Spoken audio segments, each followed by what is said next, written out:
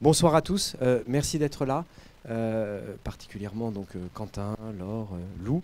Rapidement, bienvenue à ce séminaire Usage et ambiance pour habiter. Vous dire que c'est la 57e séance, on est super contents, avec cette série d'interventions et de discussions autour d'un programme de recherche qui est mené par et piloté par Laure Fernandez autour de la scène, théâtralité, performance. Je vais laisser Laure présenter Quentin Riwal pour lui laisser la primeur de cette intervention, mais par contre vous dire que on est vraiment, comment dire, il y a une espèce d'alignement de planète autour de la scénographie. D'abord parce que là je suis très heureux, moi en tant que directeur de la recherche, il y a un programme de recherche à Camando sur cette question-là, et là on est vraiment en train de mettre en route un travail de fond en faisant intervenir ces différents spécialistes. Venez vous asseoir, il y a plein de places là ici, et que il y a vraiment un enjeu très très important pour nous, on le verra très probablement, mais pour revenir 2 secondes sur ce qui se disait en off juste avant la séance. Effectivement, on est dans une école d'architecture intérieure. Je rappelle à tout le monde qu'il y a encore jusqu'aux années 60, on appelait ça une école de décorateurs ensembliers, et que avant cela, ces décorateurs ensembliers, on appelait ça des artistes décorateurs, qu'avant cela on appelait ça des tapissiers décorateurs, mais qu'avant cela on appelait ça des architectes décorateurs tout simplement, et que c'était des gens qui exerçaient à l'origine, principalement dans les décors éphémères et sur la scène. Et qu'il y a une espèce voilà, qu'on va peut-être revoir d'une façon ou d'une autre, mais que la question du décor nous intéresse. Alors on est en plein dedans, puisque je suis aussi directeur des post-diplômes, et nous avons parmi nous des étudiants qui sont en post-diplôme en master spécialisé architecture et scénographie, qu'on a monté avec l'école d'architecture, l'école nationale supérieure d'architecture de Paris-Belleville, où enseigne aussi Laure, et qu'on est en plein en ce moment dans les soutenances des mémoires des étudiants des 2 premières promos, puisqu'on est en train de terminer la queue de la promo de 2020, qui a subi de plein fouet le Covid, avec évidemment une fermeture quasi totale de tous les théâtres, de tous les musées, un arrêt quasi total de toute la scénographie, et donc qui soutient que maintenant c'est leur mémoire, mais vous dire qu'on est un peu immergé dans ces questions-là, avec plein de points d'entrée possibles. Alors on est dans cette première phase vraiment autour de la scène, du théâtre, du spectacle vivant, et puis ça nous permettra peut-être de rebondir à la rentrée sur d'autres domaines, on le verra. Je passe tout de suite la parole à Laure. Merci Alexis. Donc juste un mot pour vous redire que je suis ravie de vous accueillir à cette 2e séance, pour le coup, de la programmation scène, performance, théâtralité, et que cette programmation s'inscrit dans l'axe de recherche sur les scénographies, et qu'il s'agit en fait à travers ce séminaire de questionner d'un point de vue technique, pratique et théorique ce qu'est une scène, mais aussi d'observer la façon dont ce dispositif, qui est structurel et structurant, est devenu opérant, comme le disait Alexis, au-delà du champ des arts dits du spectacle, pour irriguer le travail des architectes, des designers, des plasticiens, des plasticiennes, des muséographes, et donc en s'intéressant pour commencer au lieu de l'émergence de la pratique scénographique qui est le théâtre. Il y a un retour bizarre du son, mais peut-être pas dans un écho bizarre, mais ça ne gênera peut-être pas.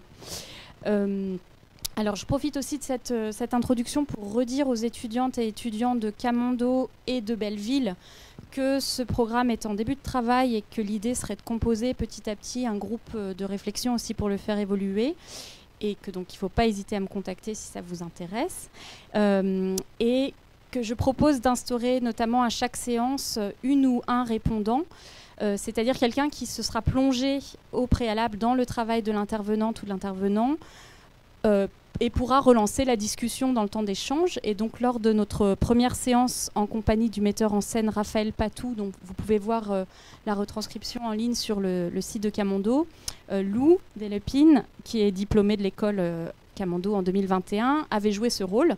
Et aujourd'hui, c'est Edgar Jaillet, qui est devant moi, qui endosse cette responsabilité. Et donc Edgar est étudiant en 5e année, et après un mémoire consacré à la sécession viennoise, il travaille actuellement, dans le cadre de son sujet libre, encadré par Mathilde Bretillo, à la conception d'une scénographie pour la pièce Les Aveugles de Maurice Maeterlinck. Mais pour reprendre, alors parce que le principe d'un atelier de recherche, c'est aussi de de tisser les choses et de ne pas simplement avoir des événements comme ça séparés. Donc pour reprendre le fil de la réflexion, je vais laisser la parole à Lou pour un résumé bref de ce qui s'est dit lors de la séance passée qui, je le répète, est disponible sur le site de l'école si vous souhaitez la visionner.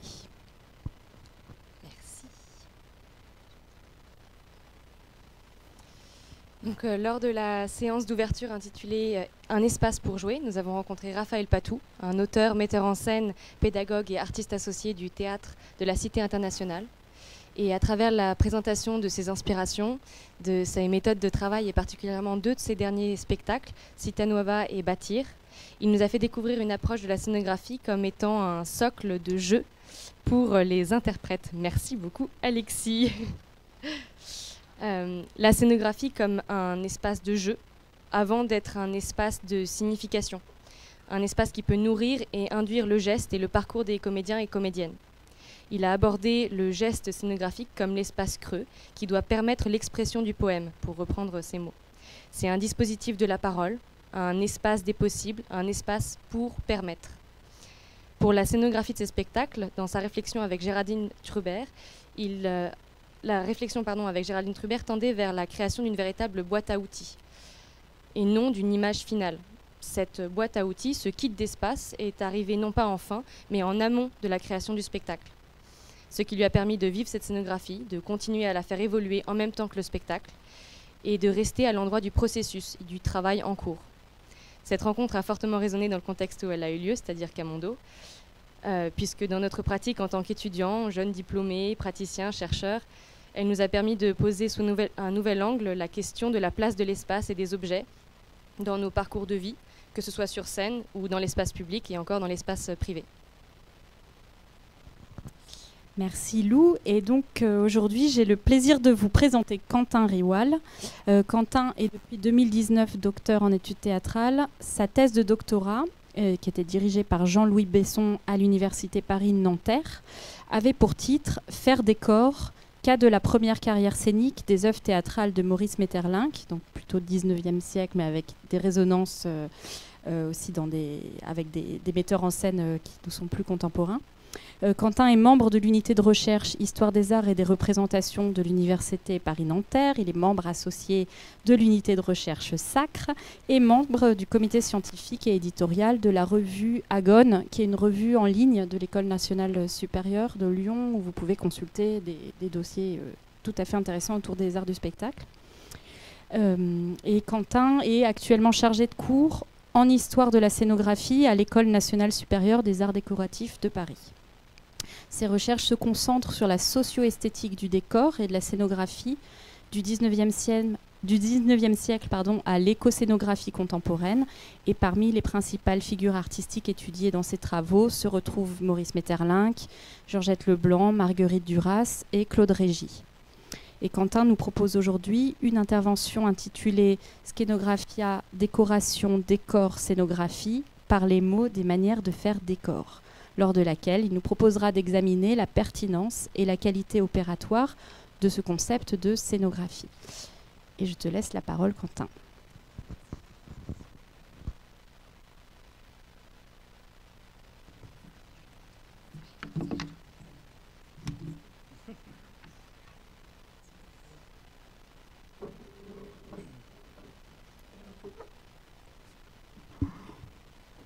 Est-ce que... Ouais, vous m'entendez bien? Ok, cool. Merci beaucoup Laure, merci Lou pour ce résumé qui permet de nous installer dans ce cycle. Merci Alexis pour votre invitation également. Merci à Fatima Krim avec qui j'ai échangé par mail. Alors, puisque ma présentation a été faite, merci beaucoup Laure. Je vais entamer directement cette séance de séminaire. Ouais, j'ai un petit retour moi aussi, j'ai un petit buzz. J'ai l'impression d'être un chanteur de rock. Ouais. Ça doit louper un peu, mais...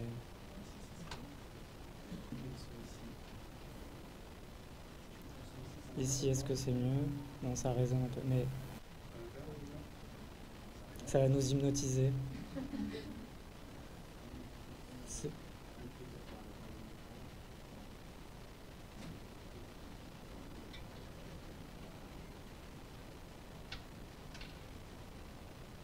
Je peux parler beaucoup de scénographie, mais ça, c'est vraiment les mystères de l'invisible.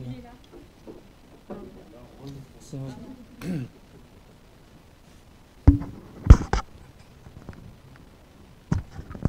Peut-être que si tu le gardes plus proche de toi. Si je le prends ici, Est-ce que ça c'est un peu mieux. Voilà.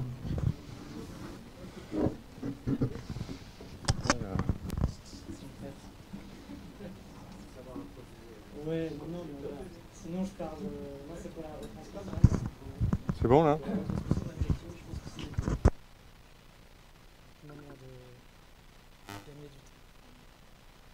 Et merci à Edgar aussi d'avoir une attention toute particulière à mes travaux. Alors, pour cette séance de séminaire que j'ai intitulée Scénographia, décoration, décor, scénographie, par les mots des manières de faire décor, je me propose et je vous propose de revenir tout d'abord sur l'histoire du terme scénographie, en m'arrêtant sur ses familiarités avec les termes de décoration et de décor notamment.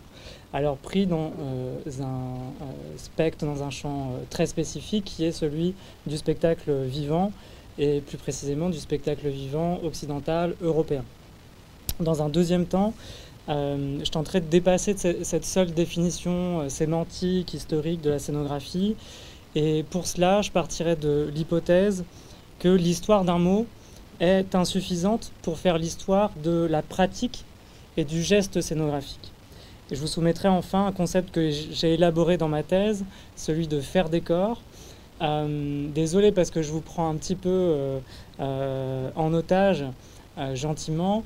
C'est un concept que j'ai élaboré dans ma thèse, que je continue à nourrir par mes travaux, et d'une certaine façon j'ai utilisé, après cette première partie qui sera relativement pédagogique, je crois, j'ai utilisé, disons, la deuxième partie pour continuer à penser ce concept-là.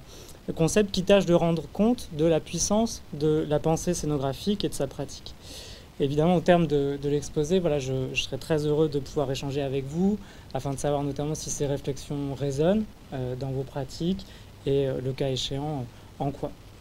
Alors, première partie sur quelques usages et sens du terme scénographie et associés dans l'histoire occidentale du théâtre. Alors, attesté sous la forme grecque ancienne scénographia, l'emploi et la définition de la pratique scénographique possèdent en fait une histoire complexe. On pourrait se dire, bon, les fondations sont là, suivons-les. En réalité, cette origine grecque, elle est véritable. Le Bailly, en 2020, l'atteste encore, notamment dans la poétique d'Aristote, même si le Bailly y voit une récit ou description dramatique. Dans d'autres textes, on a effectivement cette scénographia qui désigne un décor de peinture pour le théâtre, notamment dans un texte de Plutarque. Mais aujourd'hui, dans les traductions contemporaines de la poétique, cette origine de la scénographia est encore discutée, parfois traduite comme étant la mise en scène, pas seulement la description dramatique, mais aussi la mise en scène, et plus récemment comme tout à fait le décor peint. Alors, encore aujourd'hui, traduit par transparence, graphie, gravure, dessin, décoration de la scène, skéné graphein, la scénographie au sens grec se révèle en fait graphie, gravure, dessin, peinture, décoration non pas de la scène, mais proprement de la skéné. Et en fait, la skéné, c'est ce bâtiment d'abord temporaire, fixe ensuite, qui sert à la fois de fond de scène, de coulisses et d'espace de stockage.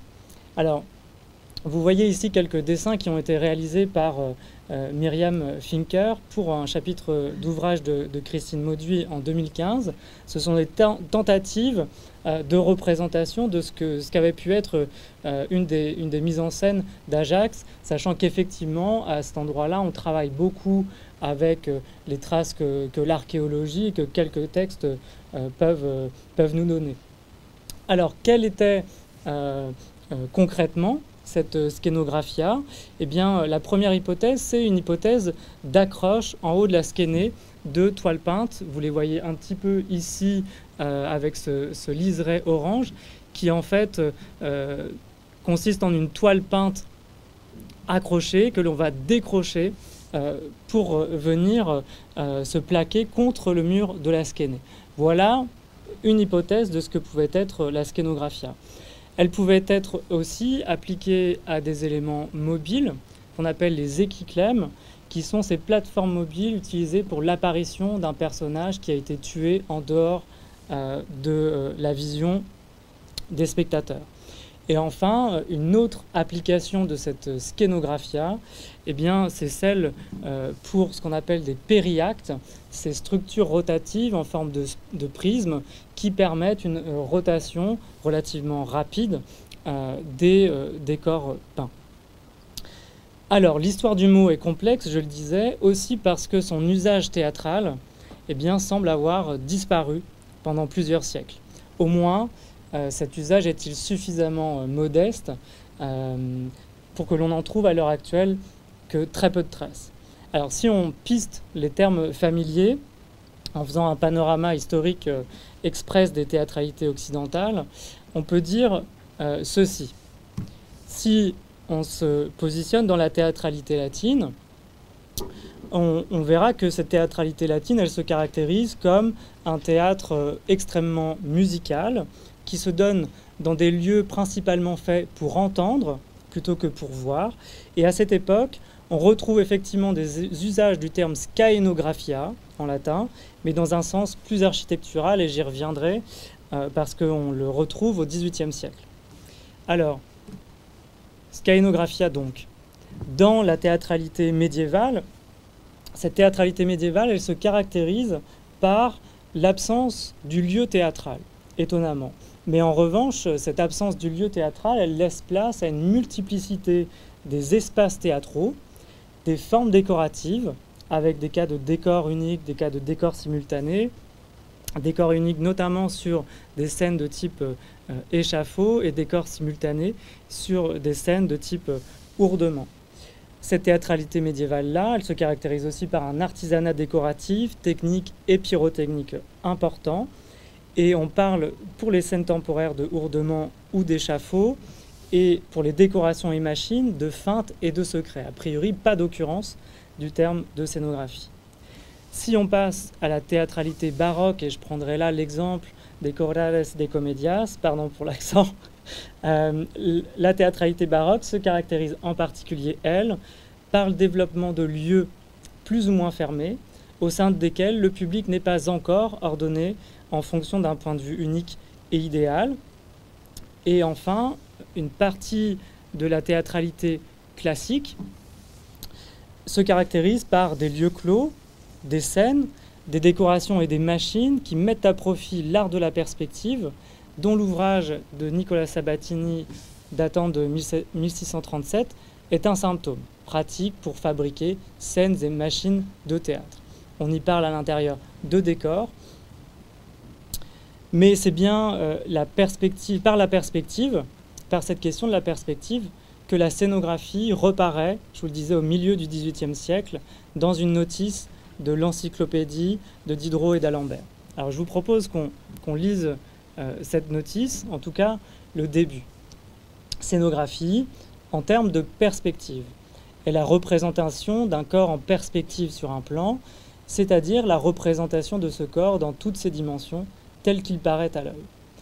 Ici, a priori, aucune relation entre la scénographie telle qu'on l'entend au sens contemporain pour le spectacle vivant et cette définition.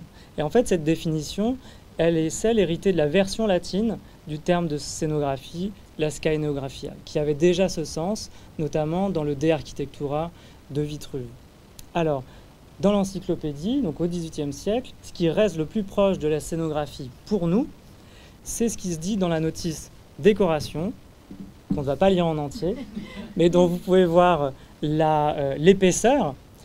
Notice décoration qui va concerner autant la question de la décoration dans les belles lettres, les décorations théâtrales, décoration à l'opéra, décoration de sculpture, décoration intérieure, décoration des jardins, décoration des théâtres, avec une distinction notable entre décoration théâtrale et décoration des théâtres.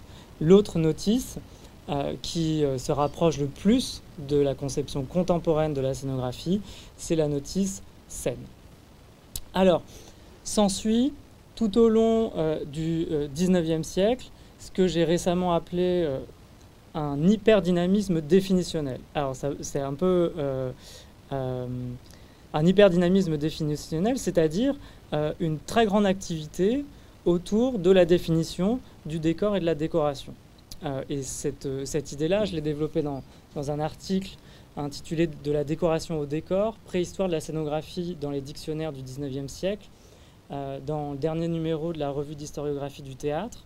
Alors la première partie de cet article est un peu technique parce que j'analyse notamment quelques-uns de ces ouvrages grâce à un logiciel textométrique, mais vous avez le droit de passer à la deuxième partie directement.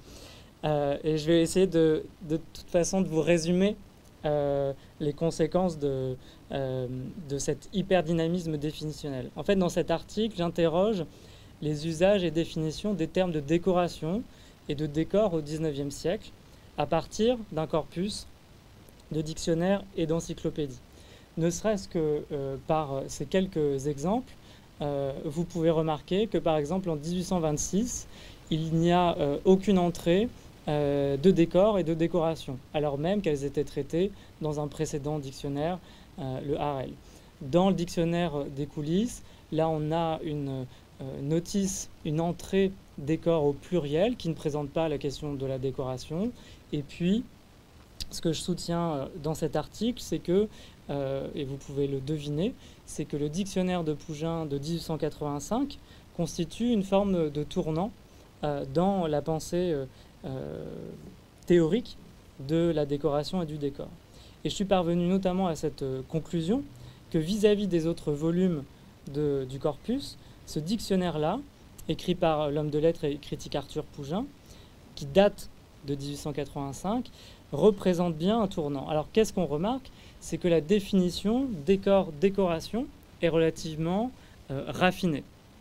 Je prends le temps de vous la lire.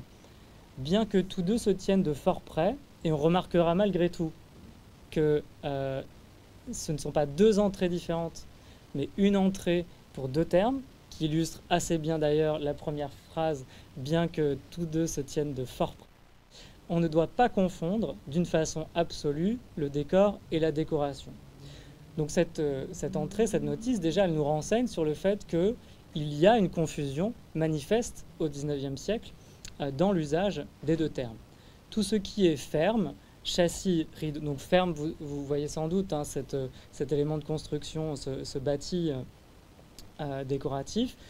Ferme, châssis, rideau, toile flottante ou appliquée, tout ce qui présente une surface peinte appartient en propre au décor proprement dit. En propre au décor proprement dit, on insiste. La décoration comprend quant à elle un ensemble plus vaste encore, car elle s'étend jusqu'au mobilier et aux accessoires. Une table, un lustre, une panoplie, un tableau ne forment point des parties du décor et concourent pourtant à la décoration. Donc définition relativement raffinée qui va opérer une distinction entre décor et décoration avec une forme de relation de la partie et du tout et avec une manière de faire accéder au terme de décoration à l'idée que cela représente une forme de dimension esthétique qui agrège beaucoup plus d'éléments que l'élément seulement décoratif. Alors les autres éléments à noter dans cette notice, pour le dire rapidement, c'est que, je reviens juste derrière, je sais pas si vous voyez très bien, mais ce qui est assez rare dans les dictionnaires, c'est que, de cette époque, c'est que soient pris en compte des ouvrages spécialisés. Et en l'occurrence, c'est le cas avec le Pougin, qui va en fait réutiliser beaucoup de ce qui s'est dit dans l'envers du théâtre de Moinet en 1873. Et bon, ça fait 12 ans, mais bon, c'est un matériau encore très actuel. Donc, prise en compte d'un ouvrage spécialisé récent. Ce qui veut nous dire aussi qu'il existe désormais des ouvrages spécialisés, chose qui est relativement rare, même si le Sabatini et quelques autres avaient ouvert la voie. Autre fait notable, c'est que le nombre d'entrées sur le sujet est plus important. Et enfin, que les notices, de manière générale, mentionnent l'actualité du sujet au temps même de l'écriture du dictionnaire. Bien, on est en 1885, et donc on se demande où sont les limites du décor et de la décoration. Or, la période qui suit, fin 19e, début 20e, est marquée par des mutations importantes, alors dans le domaine du spectacle vivant, mais en fait dans tout un ensemble de secteurs, artistiques notamment. Dans un ouvrage Somme, esthétique générale du décor de théâtre, 1870-1914, le théoricien Denis Bablet résume ces mutations de la façon suivante. 1870-1914, période d'une remise en question qui atteint toutes les formes de la création artistique. Au-delà de la multiplicité des tendances, quelques faits majeurs me paraissent dominer cette remise en question du décor de théâtre. Premièrement, si le spectacle apparaît désormais comme une œuvre d'art totale, à la suite des travaux de Richard Wagner, le décor est considéré comme l'un de ces éléments qu'il faut harmoniser aux autres éléments de la représentation. Donc le premier enjeu ici, qui se pose dans ces années du tournant 19e-20e, c'est une question d'harmonisation de l'objet théâtral. Deuxième point, au moment où l'on rejette le réalisme illusionniste fondé par la décoration perspectiviste au XVIIe siècle, tout est mis en œuvre pour susciter l'activité créatrice de l'imagination du spectateur. Donc deuxième point, c'est le développement de ce que moi je vais appeler le sujet spectatoriel à partir de maintenant, pour éviter aussi de basculer entre spectateur et spectatrice. Sujet spectatoriel, d'où une nouvelle conception de l'illusion scénique et de la fonction du décor, ce faisant. Troisième point, l'évolution du décor de théâtre s'effectue parallèlement à celle de l'architecture et de la peinture, qu'elle paraît refléter. Je suis plus ou moins d'accord avec Denis Bablet là-dessus. Et quatrièmement, de nouveaux modes d'organisation de l'espace théâtral modifient le rapport qui lie l'univers scénique au spectateur. Cette période de mutation, Denis Bablet en décrit quelques-uns des fondements apparents.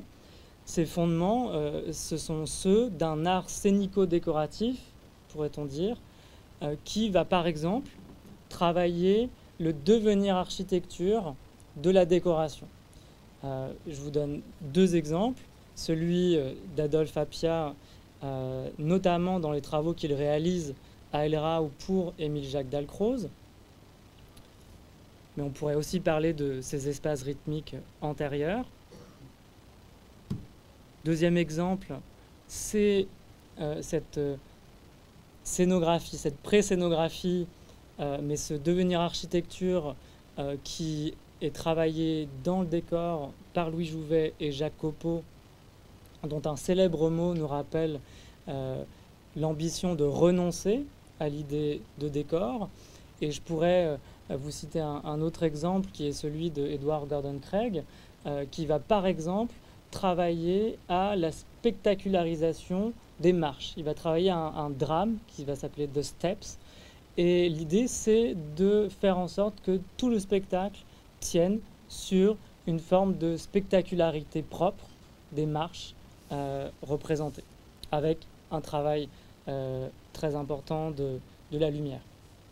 Alors, Donc, fondement d'un art scénico-décoratif nouveau, d'une part, ce qu'on pourrait nommer un devenir architecture, et d'autre part, ce qu'on pourrait nommer un devenir réel, qui là s'inscrit dans une tendance qui est celle du plein air, mais qui n'a pas tout à fait les mêmes conditions de production dans tous les cas. Ici, l'exemple du théâtre du peuple de Busang, avec une ambition de théâtre populaire. Et le deuxième exemple, celui d'une mise en scène réalisée par Georgette Leblanc, une artiste lyrique, qui, avec l'abbaye dans laquelle elle est en villégiature, avec Maurice Maeterlinck, son compagnon de l'époque, à l'abbaye de Saint-Vendry, Georgette Leblanc réalise une mise en scène de Péléas et Mélisande en décor réel.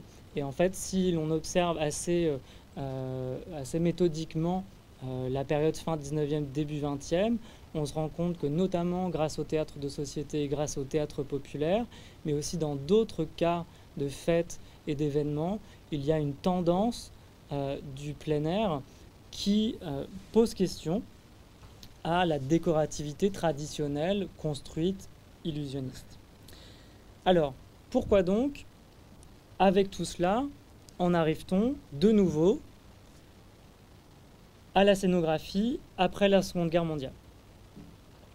Certains artistes scénographes, ah oui, non, si, je vous avais quand même mis un plan de tous les espaces que Georgette Leblanc a choisis.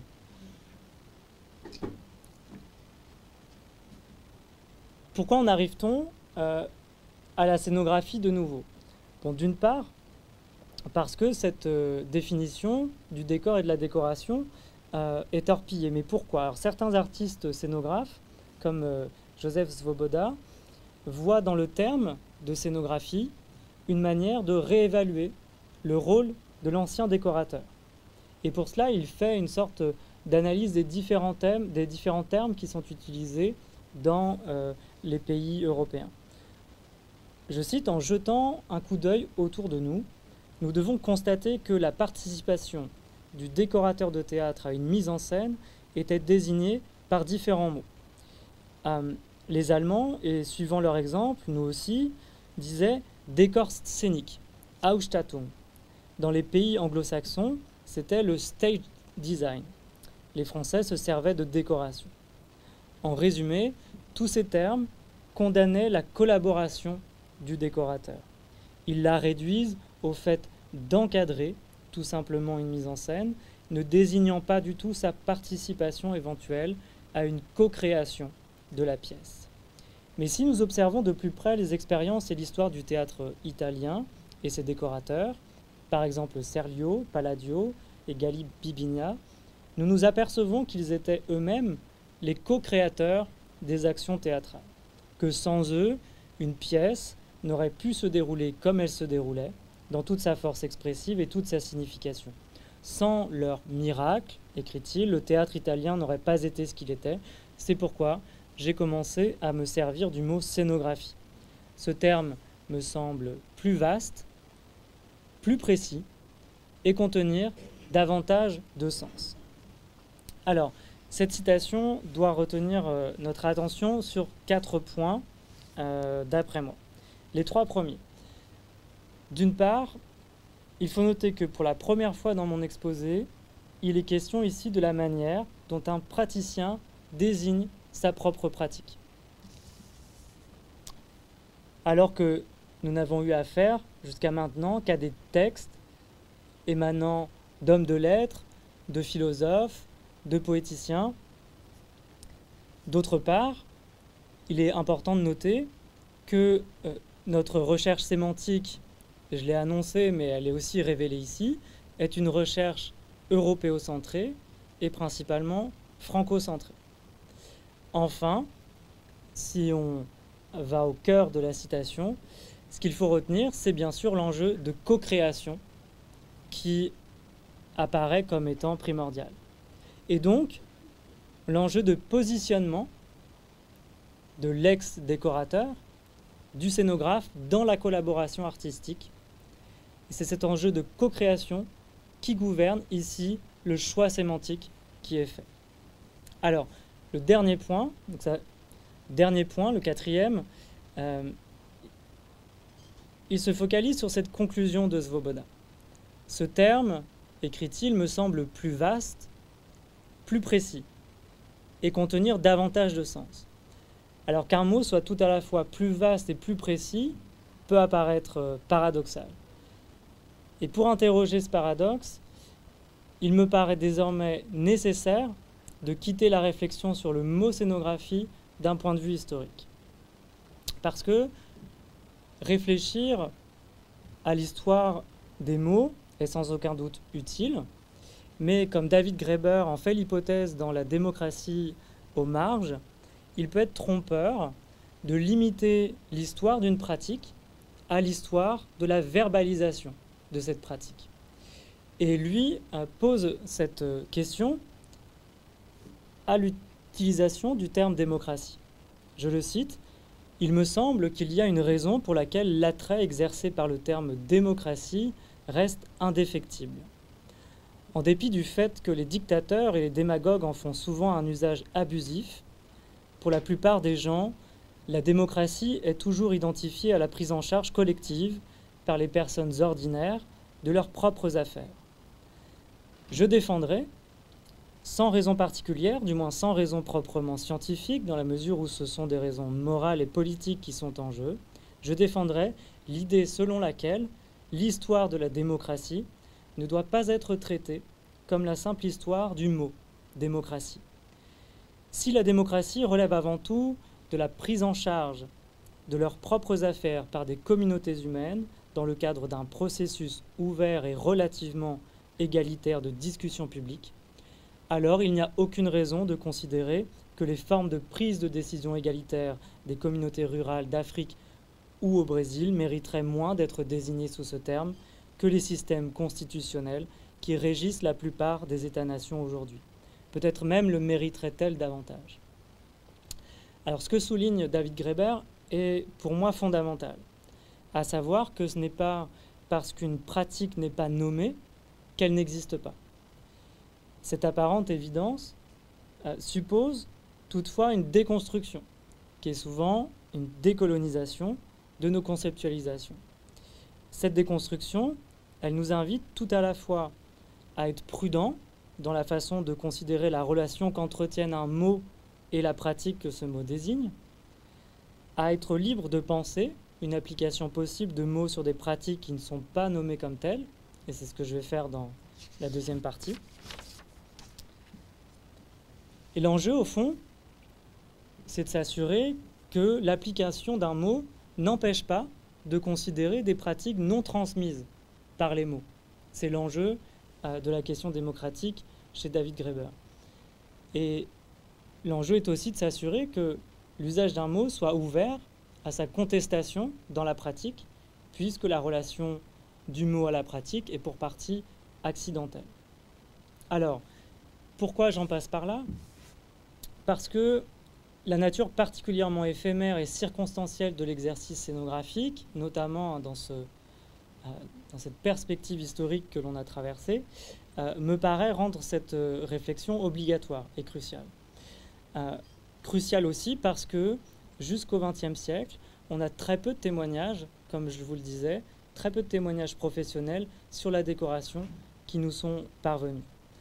D'où ma question, et s'il y avait eu de la scénographie avant la scénographie? Et s'il y avait de la scénographie là où on ne la nomme pas? Et alors, qu'est-ce que cela dit de la scénographie? Avant de répondre à ces questions, je vous propose de résumer brièvement ce que l'on peut dire à gros traits de la scénographie en son sens contemporain. D'une part, on peut relativement s'accorder sur le fait que la scénographie est une pratique. Que c'est une pratique consciente et revendiquée. Que c'est une pratique consciente et revendiquée souvent par une personne qui se définit comme scénographe. C'est des évidences, mais Je vous vois sourire au premier rang, c'est pour ça. Et quatrième point, que en plus d'être une pratique, elle est aussi un objet proposé à la réception, de fait, c'est-à-dire une donnée plus ou moins définissable par un sujet spectatoriel. Alors, ici, c'est ce plus ou moins définissable qui m'intéresse, dans l'objet de réception. Ce plus ou moins définissable, à mon avis, s'explique si l'on retient ce que Jacques Rancière en propose. En tout cas, il en propose une origine de ce plus ou moins définissable du point de vue spectatoriel. Jacques Rancière écrit « C'est là un point essentiel. Les spectateurs voient, ressentent et comprennent quelque chose pour autant qu'ils composent leur propre poème. » Et vous avez parlé de la scène comme accueillant le poème Loup tout à l'heure. Et pour autant qu'ils composent leur propre poème, comme le font à leur manière acteurs ou dramaturges, metteurs en scène, danseurs ou performeurs. Car la performance, sous-entendu non pas en termes de genre spectaculaire historiquement défini, mais la performance, le fait de performer, est cette troisième chose dont aucun n'est propriétaire, dont aucun ne possède le sens, qui se tient entre eux, plus que par eux, écartant toute transmission à l'identique, toute identité de la cause et de l'effet. Alors naturellement, la scénographie participe, d'après moi, de cette troisième chose, de ce qui se tient entre les différents acteurs, les différentes actrices de la performance et de la représentation. Elle a son rôle dans la constitution des différents poèmes, des sujets spectatoriels et aussi des poèmes qui se tiennent entre les sujets spectatoriels et les autres sujets artistiques à l'œuvre. Alors, de quelle manière a-t-elle son rôle?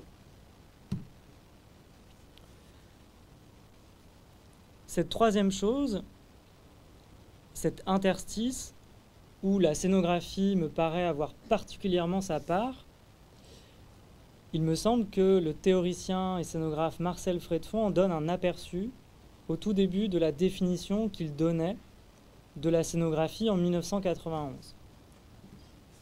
Il écrivait ceci: « Rendre l'espace actif et même acteur. Définir un point de vue signifiant sur le monde, élaborer des dispositifs et des lieux scéniques qui en assurent la mise en œuvre, assurer un travail réfléchi de découpage de l'espace, du temps, de l'action, conférer une valeur poétique à un cadre scénique approprié, au drame représenté.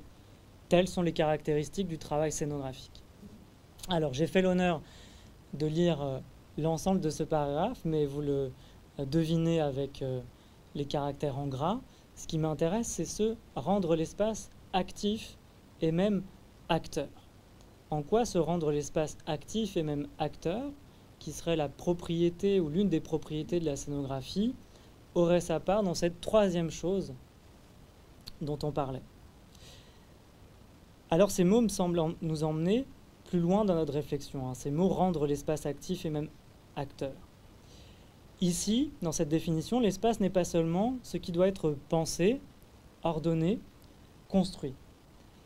L'activité de la scénographe ou du scénographe serait aussi de faire que l'espace soit en activité, rendre l'espace actif. Il serait aussi de faire que l'espace soit ce qui exerce une activité, que l'espace soit acteur.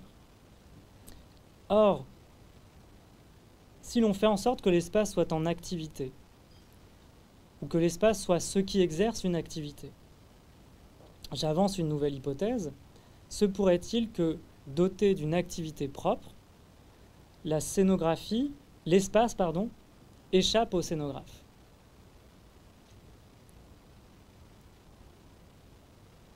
Si l'espace est rendu à son activité, est rendu comme ce qui exerce une activité, se pourrait-il que, doté de cette activité propre, l'espace échappe au scénographe? Alors pour instruire cette idée, j'ai forgé un terme dans ma thèse, celui de faire décor, qui a une version substantivée avec un trait d'union et une version verbale. Ce terme me permet de qualifier comment la scénographie développe notre régime d'attention à l'espace. Si le terme de scénographie désigne une pratique autant qu'un objet de réception, l'expression de faire décor qualifie pour moi un objet d'attention. Or, ce qui distingue cet objet d'attention de l'objet de réception, c'est que l'objet d'attention existe au-delà ou à côté de ce qui a été défini comme devant être l'objet de réception. Et c'est là où se tient la troisième chose. Pour celles et ceux qui sont perdus, ça va s'éclaircir. En fait, je dis tout le temps la même chose. Ne vous inquiétez pas, même si ça avance. D'ailleurs, j'avais senti que, puisque ça commence ensuite, autrement dit. Autrement dit, pour moi non plus, c'était pas clair.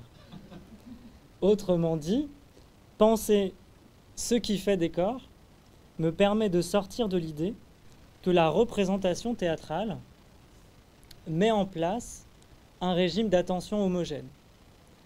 Et on peut parler de la séance théâtrale. Ici, il y a aussi une scénographie. On est en séance académique. Et on n'a pas de régime d'attention homogène. Si je regarde l'orientation de vos regards, de vos corps, et la circulation qui est surtout derrière vous, mais qui nous entoure, il n'y a pas de régime d'attention homogène. Or, au théâtre, il a pu exister cette fiction que tout le monde regarderait l'espace scénique de façon uniforme, sans être gêné et attiré par la personne qui, s'accoudant, entre dans notre champ de vision, ou qu'il est déjà parce qu'on est dans un théâtre à l'italienne. Tout le monde regarderait l'espace scénique de manière uniforme sans être happé par une image intérieure qui viendrait plus ou moins se confondre avec l'image extérieure et sans projeter sur cet espace ses propres attentions, ses propres angoisses. Paradoxalement, c'est dans la théâtralité classique, notamment au XVIIIe, où l'on observe qu'une partie de la décoration illusionniste en perspective a cherché à organiser les regards. Vous avez ici deux exemples de salles, notamment la Comédie Française à votre gauche, qui, par le dispositif à l'italienne et le dispositif plutôt jeu de paume, salle de palais à droite, organise les regards. Mais à rebours de cet idéal, le théoricien Christian Biet notait bien que ce lieu d'où l'on voit, de même que les lieux que l'on regarde, sont absolument partagés, à tous égards non unis, plus que désunis, et surtout diffractés au sens où chacun ne voit ni ne regarde la même chose, et où chaque praticien de la scène, chaque comédien, en même temps qu'ils jouent avec les autres et sont en présence des autres, suivent leur propre partition. L'hétérogénéité est ainsi présente à toutes les places de la séance, dans toutes les catégories, et vient systématiquement s'accoler à l'homogénéité, pour pratiquement, c'est-à-dire concrètement, la contredire ou la dénoncer. En tout cas, pour faire en sorte que l'être ensemble, harmonieux, qu'on supposait au départ, vole maintenant en éclats. Là, vous vous rendez compte que nous étions dans un être ensemble harmonieux et qu'en fait, il n'en est rien. C'est là ce qu'on pourrait appeler la respiration de la séance. Et ce terme de respiration qui nous fait entendre, celui d'oscillation, de circulation, me semble pouvoir nous faire comprendre cet espace, cette troisième voie, si je puis dire, cet interstice où un certain poème se loge qui serait le poème d'aucun des sujets participant à la séance. Pour continuer dans ce sens-là, souvenez-vous de ce que l'on désignait a priori comme scénographie dans le théâtre grec antique. Cette décoration sur la skénée, et ce, même s'il s'agissait de définitions plusieurs siècles après les représentations évoquées. En appliquant la pensée scénographique contemporaine au théâtre grec antique, nous aurions déjà une vision un peu plus élargie de ce qu'était, de ce que pouvait être la scénographie. Pourtant, d'après moi, ah oui, puis je vous ai mis une petite photo de Taormina en Italie, qui est un théâtre grec, mais qui, comme vous le voyez, a une façade, enfin un front de scène, et donc est passé évidemment à l'architecture latine au moment de la transition des empires. On manquerait, si on ne faisait qu'appliquer la notion de scénographie contemporaine aux séances théâtrales antiques, on manquerait ce que le théoricien Karl Lavery note dans un article intitulé « Steps Towards an Ecology of Performance ». Donc, étape, jalon vers une écologie de la performance. Et je cite la version française qui a été traduite et proposée dans le livre Morts ou vifs de Julie Sermon, publié en 2021. Et là, vous allez tout comprendre. La représentation de la tragédie antique, écrit Karl Lavery, était toujours profondément ancrée dans son environnement et n'a pas tenté de se séparer de la nature. Les représentations se déroulaient au printemps en accord avec les cycles agricoles. Les spectateurs étaient assis sur des collines ouvertes sous le ciel, généralement en surplomb de la mer. La terre, la mer, l'air et le feu étaient tous présents. Une brise de mer humidifiait l'air qui, en séchant au soleil, laissait des particules de sel sur la peau. Les sons et les mouvements des animaux, des insectes, des oiseaux et des plantes touchaient les yeux, les oreilles et la peau des spectateurs en même temps que les sons, les mouvements et les gestes des acteurs. Dans l'Inde ou la Grèce antique, poursuit-il, les espaces de théâtre n'étaient pas, malgré l'étymologie souvent citée pour théatron, de simples lieux pour le regard, mais aussi des lieux sculptés dans les contours du monde naturel, encastrés dans une vallée ou aménagés pour entrer en résonance avec son acoustique et son alignement, pour incorporer la pierre et le bois dans la construction, pour accepter et détourner le passage du vent, pour accueillir et dévier le soleil et la pluie. Ces lieux ont été construits pour donner accès à un mode de perception différent, et cela ne pouvait résulter que d'un mode d'être différent. Et je crois que c'est à un mode d'être différent que la scénographie nous rend sensibles. Le corps percevant, continue-t-il, était déplacé vers quelque chose de plus grand. Je continue sans... juste avec l'image. Quelque chose qui était parlé à travers l'étendue de l'auditorium. Le demi-cercle de l'amphithéâtre, comme Rilke nous le dit dans Malte, est une oreille du monde, ou peut-être une oreille-monde. Ce qu'elle entend, cette oreille, écrit-il, n'est pas seulement la représentation des formes de l'action mondaine jouée sur la scène. Ce qu'elle entend, cette oreille, c'est plus profondément comme un coquillage tenu à l'oreille, un sifflement qui est le rassemblement du monde là-bas, au-delà des limites de la scène. De ce point de vue, le théâtre est aussi le lieu dans lequel le monde se produit lui-même. Alors, sur le lieu théâtral, je sais que Sandrine Dubouille vous en dira plus bientôt. Quant à moi, je m'arrêterai aujourd'hui sur cette idée.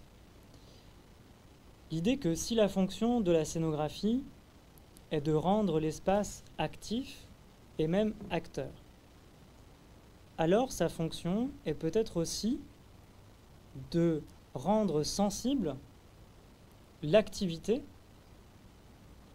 et l'agentivité, une manière de traduire l'activité, une manière de traduire actif, et l'agentivité, une manière de traduire acteur. Sa fonction à la scénographie peut être aussi de rendre sensible l'activité et l'agentivité propres, autonomes de l'espace. Ce qui va différencier l'activité de l'agentivité, c'est que pour l'agentivité, il y a une forme d'autonomie de l'agent. Or, si on considère qu'un espace est le milieu dans lequel se situe l'ensemble de nos perceptions, alors cet espace réunit du vivant, et pas seulement du vivant humain, et cet espace réunit aussi du non-vivant. On le voit assez bien dans cette image. Si la scénographie nous rend potentiellement, c'est l'hypothèse que je vous propose, sensible à l'activité et à l'agentivité du non-vivant, alors elle rend sensible à ce qui, d'un certain point de vue, d'un point de vue traditionnel, n'est pas doté d'activité ou d'agentivité propre. Un mur, une béance, un rayon de lumière. Alors d'après moi, au fond, la scénographie, pour rebondir grâce à Marcel Fredfond, la scénographie ne rend pas seulement l'espace actif ou acteur. La scénographie rend à l'espace, dans le meilleur des cas, disons, rend à l'espace son activité. Elle rend à l'espace son agentivité. Et elle le fait non pas seulement parce que elle exerce un pouvoir humain dessus. Hein, ce n'est pas on dote le mur de son activité et de son agentivité. Mais c'est parce qu'en exerçant ce pouvoir, elle donne aussi à sentir ce qui lui excède et la façon dont l'espace existe sans le geste humain. Au fond, ce que je souhaiterais défendre ici, c'est que la scénographie est en capacité de mettre en place un régime d'attention qui rende sensible à ce qui, dans l'espace, la dépasse, à ce qui l'excède, à ce qui est en autonomie vis-à-vis d'elle. C'est-à-dire à la façon dont l'espace existe au-delà de toute activité humaine.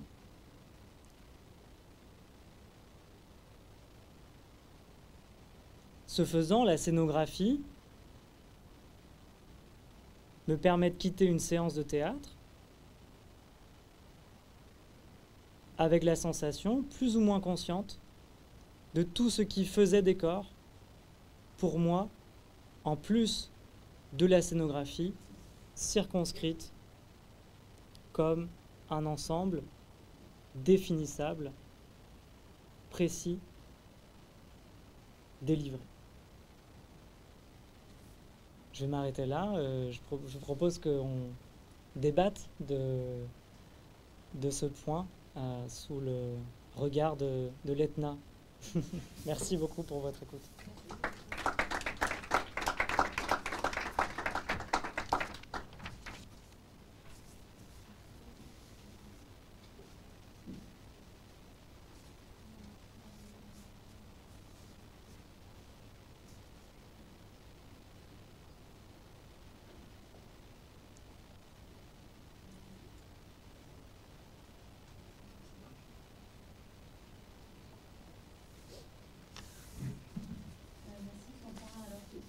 invité Sandrine Louis qui va venir au mois de juin, mais évidemment il y aura beaucoup de résonance aussi avec ce que vous parlez de Boisson à la prochaine séance qui, elle, s'intéresse justement à la relation scène-salle et plutôt encore plus contemporain où justement sur ces régimes d'attention, l'attention va être de plus en plus portée justement sur, vers déjà ce sujet spectatorial comme vous le nommez et puis sur ce qui échappe en fait, l'hétérogénéité, j'arrête pas de penser en t'écoutant à.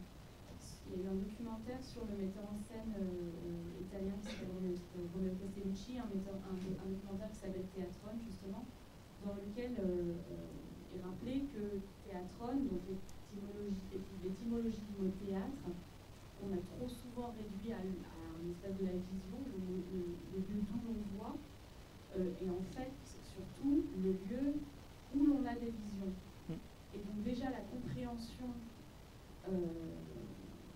du terme montre que bien souvent on a réduit en effet le théâtre à un espace du visible, alors même qu'en fait dès le départ nous est donné, comme tu viens de nous démontrer aussi avec ton idée de faire des cordes, qu'en effet la scène et le temps de la représentation sont un aspect de l'expérience théâtrale qui évidemment excelle tout ça.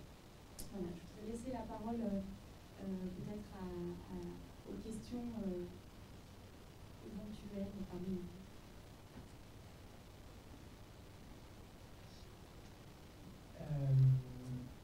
J'ai appris cette conclusion qu'on va en fait laisser résonner parce que dans une école où on traite d'espace, on a un peu l'impression de lever le doigt sur une vérité comme ça, c'est un peu magique. Et donc, étant dans une école d'architecture d'intérieur et design en ces lieux, est-ce que, puisqu'on traite de l'espace, et puisque donc, la scénographie serait ce qui met en place ce régime d'attention, et ce qui nous permet de réaliser, de se rendre compte de ce qui existe au-delà même de l'espace et en fait d'être présent au monde, est-ce que cette même action de scénographie pourrait s'appliquer à d'autres choses que l'espace théâtral? Autrement dit, en tant que par exemple qu'architecte ou qu'architecte d'intérieur traitant de l'espace, est-ce que vous avez rencontré d'autres cadres? Est-ce qu'on pourrait imaginer d'autres cadres comme ça, qui rendent compte de ce surplus, de ce supplément d'âme de l'espace? Oui, oui, tout à fait. Je pense que, en réalité, ce qui est spécifiquement en germe dans la séance théâtrale, mais qui peut être tout à fait reproduit dans d'autres cadres, c'est le régime d'attention particulier, enfin les conditions de réception et d'attention possibles. C'est-à-dire la mise en place d'un temps dédié, dans un espace dédié, qui peut être un lieu plus ou moins clos, mais à partir du moment avec une sorte de consentement mutuel des différentes parties à poétiser autour des mêmes éléments.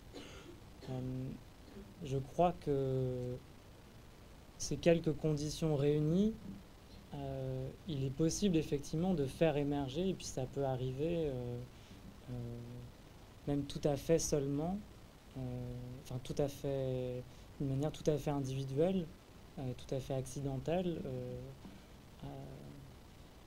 Du coup, je me suis un peu baladé dans le cimetière Montparnasse, juste avant de venir, et je me disais comment ça peut exister ici. Et évidemment, ce qui est propre dans mon expérience de promenade dans le cimetière Montparnasse, c'est que d'une part j'étais seul, d'autre part qu'on n'est manifestement pas dans un espace codifié comme un espace théâtral, mais je crois que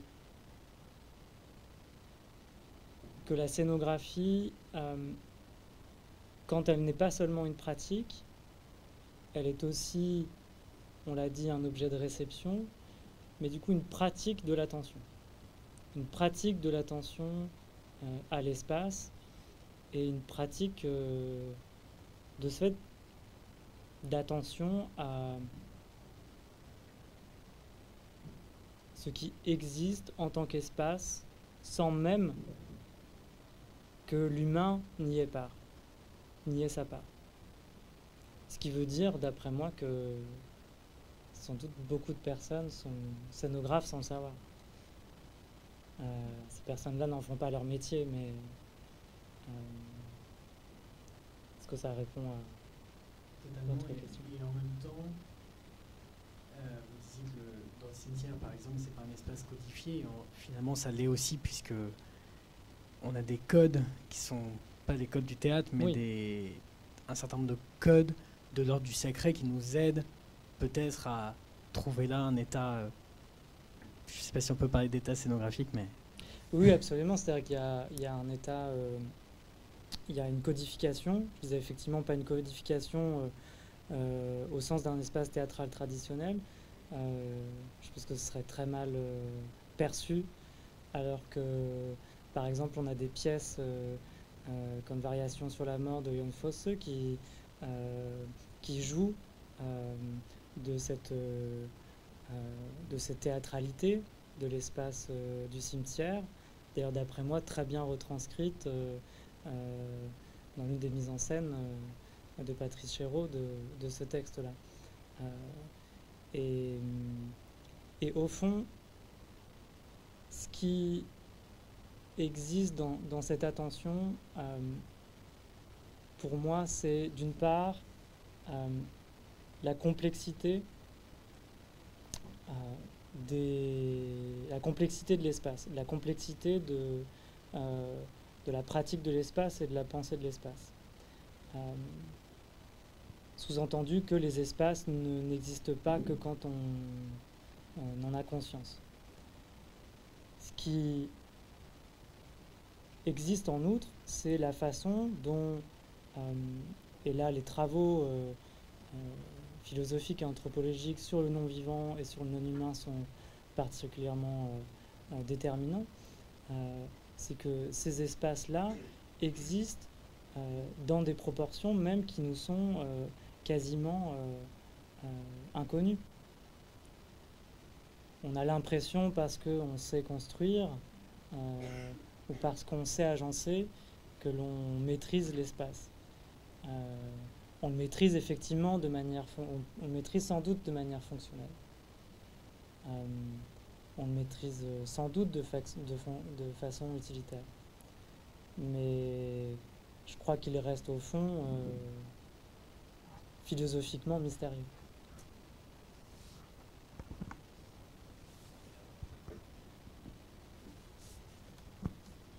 Oui, merci beaucoup pour toute cette présentation, cet argumentaire qui était vraiment passionnant. Moi, je voulais juste réagir sur cette question du régime d'attention, parce que moi, je suis scénographe et puis j'enseigne aussi dans le master architecture et scénographie, scénographe d'exposition.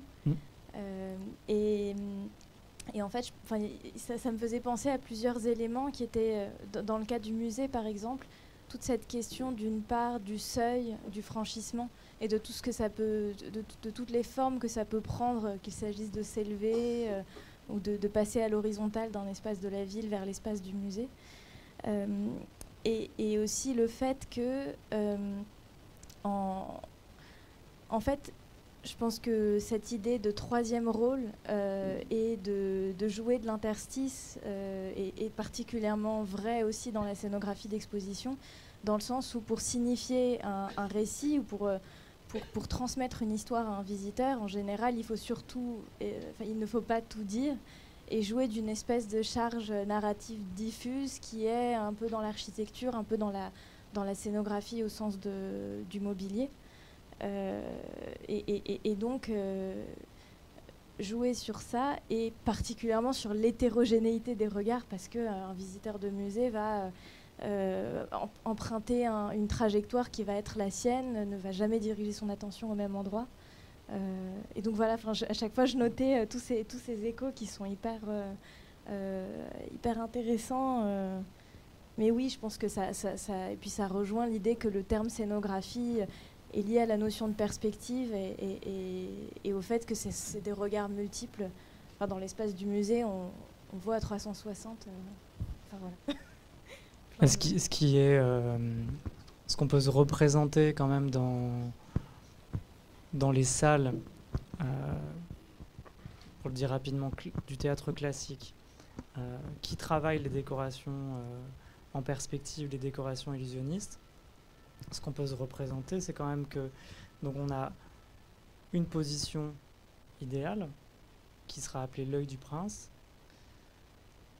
Et dans une salle de 2000 personnes, donc 1999 personnes, qui ne voient pas la décoration comme il faudrait la voir. Puisque, par définition, pour bien voir un décor en perspective, il faut se placer à un point qui est celui depuis lequel le peintre a représenté sa perspective et son point de fuite. Et cette question-là, elle est discutée notamment au début du XIXe siècle, par certains auteurs dramatiques qui vont dire, en fait, voilà, la décoration est encore dans l'enfance de l'art. Il faut dépasser finalement l'artificialité de la scène et augmenter le réalisme illusionniste de la scène. Et au bout du compte, le problème posé par une décoration artificielle qui devait masquer son artificialité, le problème, ça a été l'augmentation décorative, parce que pour cacher des cordes, pour cacher des vues en coulisses, eh ben, il fallait mettre encore plus de châssis, il fallait mettre encore plus de rideaux, de toiles, et une certaine frange, là, pour le dire rapidement, la grande réforme fin 19e, ça a été de considérer qu'on pouvait se passer de tout ça et qu'on pouvait soit épurer la scène et travailler avec des toiles peintes, mais qui étaient des toiles peintes abstraites, ou décoratives, mais décoratives abstraites, ou alors passer au mobilier tridimensionnel sur toute la scène. Ça a été progressif naturellement pendant le 19e siècle, mais les grandes opérations, notamment d'André Antoine et du théâtre symboliste à la fin du 19e siècle, ont été à cet endroit. Et je pourrais parler aussi des Meininger en Allemagne. Mais je me permets de rebondir sur cette question parce qu'elle me semble assez fondamentale et recoupe pas mal de choses de ce que l'on sait ou ce qu'on peut savoir de l'histoire de l'architecture et donc plus généralement du décor ou de la décoration au sens où on la pratique ici. Parce qu'il me semble que cette question de la maîtrise de l'espace est beaucoup passée dans l'histoire par et c'est presque c'est une question que je vous pose aussi, c'est-à-dire est passée beaucoup par le théâtre. L'utilisation de la quadratura, de la perspective, c'est-à-dire de l'inféodation du réel, de la perception que l'on a du réel à une forme de géométrie. Et ça a été une tentative de maîtrise, en fait. On parle de l'œil du prince, mais c'est aussi maîtriser l'espace, le dominer. Et quelque part, il y a une forme de paradoxe par rapport à ce que vous décriviez, effectivement, de l'origine même du théâtre, qui est faite plutôt dans un milieu avec des interactions multiples, avec le déjà là, avec effectivement des choses qui nous échappent. Et donc on a à la fois cette tentative de la maîtrise du regard, de la maîtrise effectivement de la géométrisation de ce que l'on perçoit, et en même temps on voit bien que l'origine même du théâtre s'inscrit, ou de la scénographie, puisque c'était le propos là d'essayer de le cerner, s'inscrit dans quelque chose qui est beaucoup plus large et qui propose une vision. Alors je ne sais pas comment réagir par rapport à ça, mais il y a quelque chose moi, qui me semble très intéressant, parce qu'on voit bien qu'aujourd'hui, la question de la numérisation, la géométrie, c'est une forme de numérisation qui ne remonte pas à hier, ni à avant-hier. Elle est aussi vieille que la Renaissance, voire un peu plus encore. Elle naît avec le théâtre, ou le théâtre renaît avec cette géométrisation, cette tentative de numérisation du monde. Et là, est-ce qu'il y a quelque chose d'intéressant à sortir? Et puis en vous écoutant là sur la réaction que vous venez d'avoir, moi qui me semble extrêmement intéressante, alors pour les métiers qu'on pratique ici, c'est le cacher, le montrer. Cacher la tripaille, c'est quand même aussi beaucoup votre job. Ici, je parle aux architectes, aux archis d'intérieur. La grande époque de l'art déco, ça va consister aussi à remettre à l'honneur le lambris, le plaquage, pour planquer la tripaille qui ne fait que se multiplier. Les réseaux, l'électricité, les canalisations. Et donc on habille. Et on parlait bien effectivement d'habillage pour masquer, pour cacher. Et à l'inverse, effectivement, on a fin des années 80, 90, 2000, où on montre, on fait l'inverse, l'exact inverse, et on va renverser la peau pour montrer ce qui se passe à l'intérieur. Et en fait, on a l'impression que quelque part dans le théâtre, il y a un lieu d'expérimentation sur toutes ces questions-là, parce que c'est un microcosme peut-être, parce qu'on est dans la boîte peut-être. Je ne sais pas. Enfin, en tout cas, il y a des réflexions moi, qui me semblent extrêmement intéressantes et des correspondances. Alors bon, on ne va pas revenir, mais j'ai tout de suite téléchargé l'article. Je l'ai acheté en même temps parce que je vais fouiller ça, parce que l'histoire, on fait le même travail sur l'histoire de la décoration effectivement, et la chronologie qui est la vôtre ne correspond pas à la mienne. C'est-à-dire que moi, les décorateurs, les tapissiers décorateurs, c'est vers 1820 qu'ils se développent complètement. Là où il y a un trou dans la scéno, d'un point de vue de la sémantique, ce qui est assez intéressant.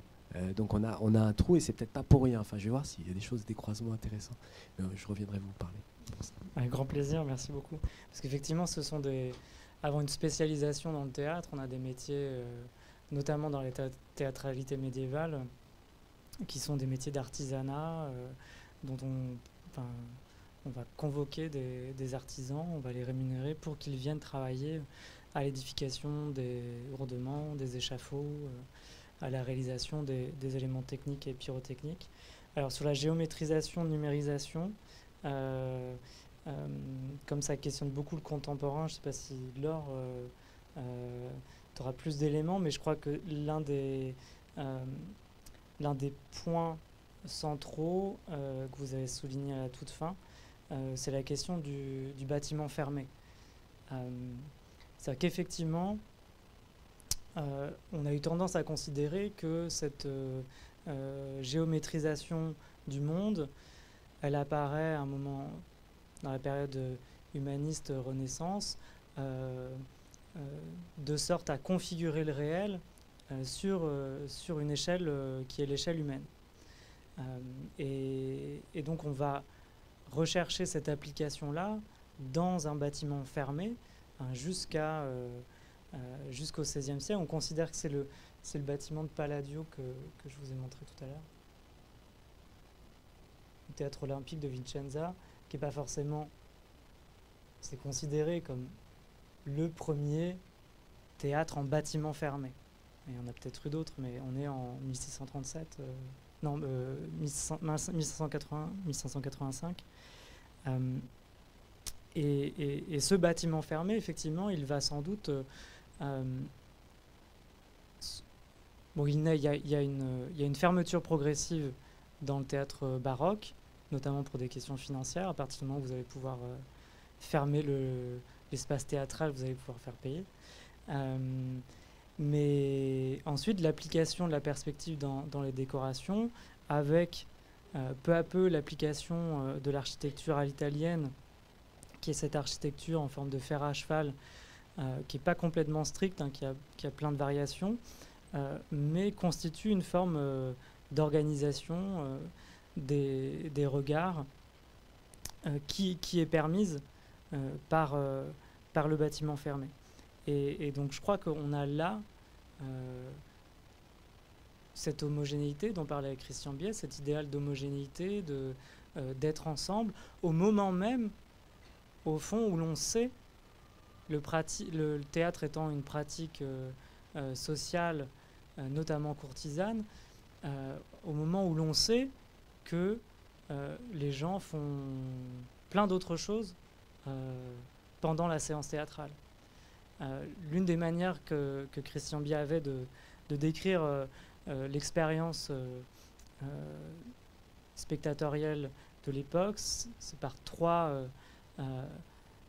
verbes, c'est voir, être vu et être vu en train de voir. Clairement, la scène n'est pas au centre des regards. Et quand aujourd'hui encore vous allez dans un théâtre à l'italienne et que vous êtes au balcon, même en baignoire, même même au parterre, mais en baignoire. Mais quand vous êtes au balcon, et notamment sur les balcons latéraux,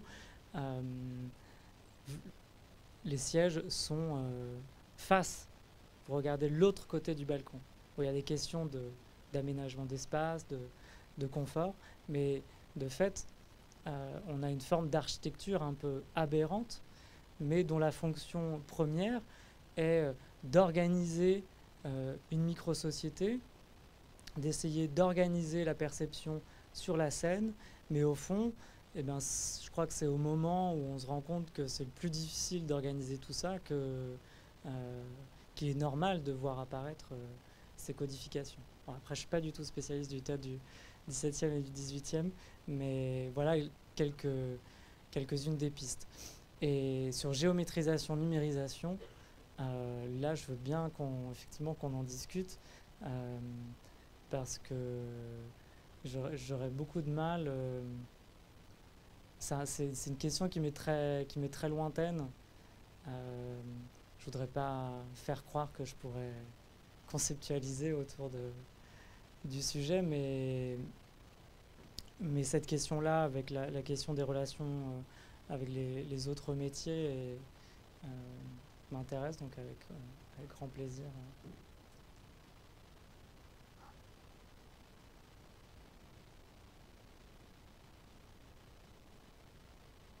Des questions au fond de la salle? N'hésitez pas. Ne serait-ce que pour dire en quoi ça vous a paru faire écho avec certaines de vos réflexions ou de vos pratiques, ou pas du tout. Voilà, moi je ne suis pas du tout un praticien de la scénographie, de l'architecture d'intérieur ou des métiers de l'espace. Je ne sais pas si on peut dire ça comme ça. Tout de suite ça devient très astral. Mais voilà, ça m'intéresse qu'on soit dans une discussion qui me permette de comprendre si ces conceptualisations qui relèvent plutôt de l'esthétique, de la pensée esthétique, vous touchent à un endroit. Edgar? Non, j'avais une petite question pour continuer sur le sujet de l'intérieur, de l'extérieur. Et puis la présentation se veut un peu ainsi, puisqu'on termine sur ce magnifique théâtre antique. Est-ce que finalement le théâtre en plein air, est-ce qu'on peut dire que l'espace a le même niveau d'activité? Est-ce qu'il y a autant à voir finalement par la scénographie en plein air et en intérieur? On avait cette citation qui parlait donc du sel sur la peau, du vent, et on se dit forcément que dans un cadre comme ça, on aurait plus à voir. Mais est-ce que dans un théâtre fermé, la scénographie peut nous permettre de voir autant? Est-ce que donc le théâtre en plein air ne serait pas une sorte de lieu majeur finalement et de lieu parfait? Je pense qu'il a les inconvénients de ses atouts. C'est-à-dire qu'en un sens, si on est dans une perspective relativement traditionnelle, avec l'idée que qu'il y a un spectacle à voir, on peut être confronté à la spectacularité du réel, disons, si on imagine que le réel c'est autre chose que le spectacle, ce qui déjà est une conceptualisation qui peut être discutée largement. On s'en rend compte un petit peu encore, je crois, quand on entend des artistes se plaindre notamment de ce mur de la cour d'honneur du Palais des Papes à Avignon. Certains artistes vont trouver comment investir ce mur qui semble porter l'histoire et porter le monde, et d'autres sont tout à fait embêtés parce que d'une certaine manière le mur est trop présent. Et c'est là où je pense qu'il y a quelque chose de... On pourrait essayer de le faire disparaître, qu'on n'y arriverait pas. C'est qu'il fait décor, qu'on le veuille ou non. Et surtout, quand on ne le veut pas. Et donc à tous ces inconvénients, parce que voilà, ça dépend quelle relation on met en place. Je crois malgré tout, je suis assez partisan des boîtes noires. J'aime beaucoup le théâtre en plein air, mais en l'occurrence dans ma pratique de mise en scène, pour l'instant je n'envisage pas le plein air. Mais aussi je pense parce que c'est une certaine culture du regard que j'ai construite qui me fait me dire que ce sera plus compliqué pour moi de me loger dans ce plein air et de travailler avec cet écosystème mouvant, extrêmement puissant. Mais peut-être qu'un jour j'arriverai à me dire comment faire théâtre à l'intérieur de cela. Je pense que la boîte noire, ses atouts, ses inconvénients seraient cette séparation assez brutale, hein, cette séparation qui a pour fonction, dans certains cas, de permettre la recréation d'un monde en miniature ou d'avoir cet effet de micro-échelle dans un micro-espace réservé, protégé. Cette boîte noire, elle peut aussi nous préserver de la puissance de ce sel qui se dépose sur la peau et mettre en place des régimes d'attention qui ne seraient pas possibles en plein air, qui nous rendraient sensibles à des choses qui ne pourraient pas être rendues sensibles dans le plein air.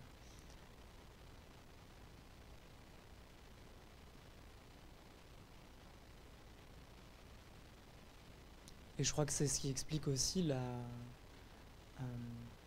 l'intérêt qui est porté à ces boîtes noires, outre le fait qu'elles se sont imposées comme étant de grands lieux de rassemblement, de grands lieux symboliques, voire de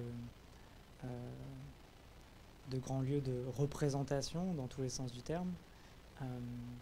Je crois que c'est ce qui explique cette forme d'intérêt de la réserve que constitue la boîte noire sur le modèle d'une caverne, sur le modèle d'une pièce en dehors a priori en dehors de toute humanité, alors même qu'elle ne travaille que cela. Je dirais même en dehors de tout vivant. Et je crois que mais c'est un propos qui est noté dans l'ouvrage de Julie Sermon. J'ai plus en tête, pardon, la personne qui dit cela, mais qui dit que c'est une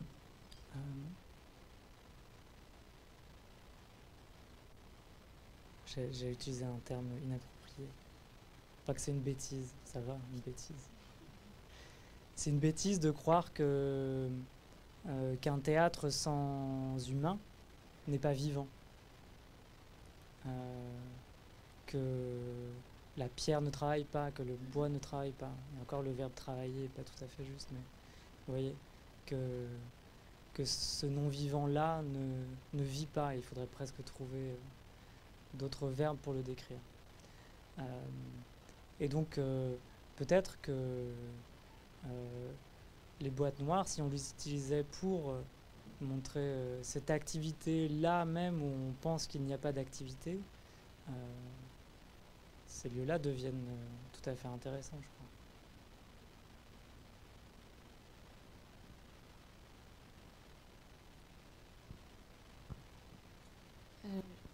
Merci. Je me permets de rebondir tout à l'heure sur votre question sur l'écho que toute cette traversée qu'on vient de faire peut avoir dans la pratique de l'architecture d'intérieur et de design, même si moi aujourd'hui je suis un peu éloignée et plutôt du côté de l'art vivant et de l'art du spectacle, de souvenirs au sein de l'école en tant qu'étudiante, ça fait beaucoup écho avec ce régime d'attention fait beaucoup écho avec cette manière qu'on a de chercher à contrôler comment est-ce qu'on va faire en sorte que quelqu'un vive un espace qu'on dessine ou contrôler comment est-ce que quelqu'un va utiliser un objet que l'on pense, que l'on fabrique.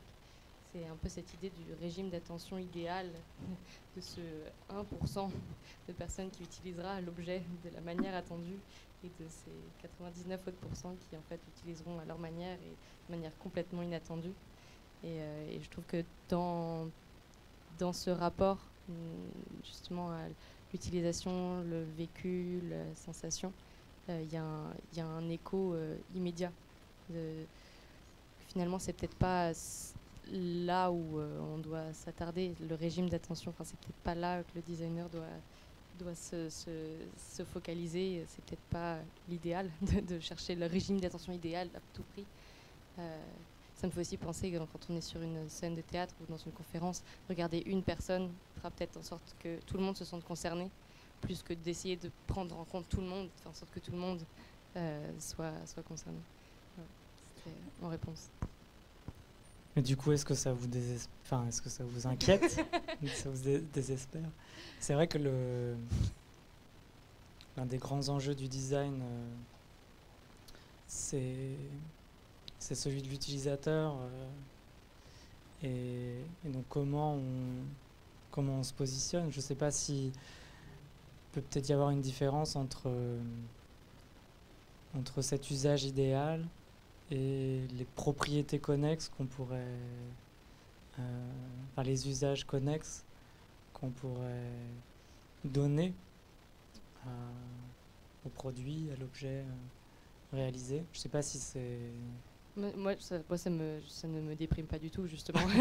À l'inverse, je trouve ça révélateur et, comme tu disais, un peu effet magie, ouverture des yeux sur un nouveau monde.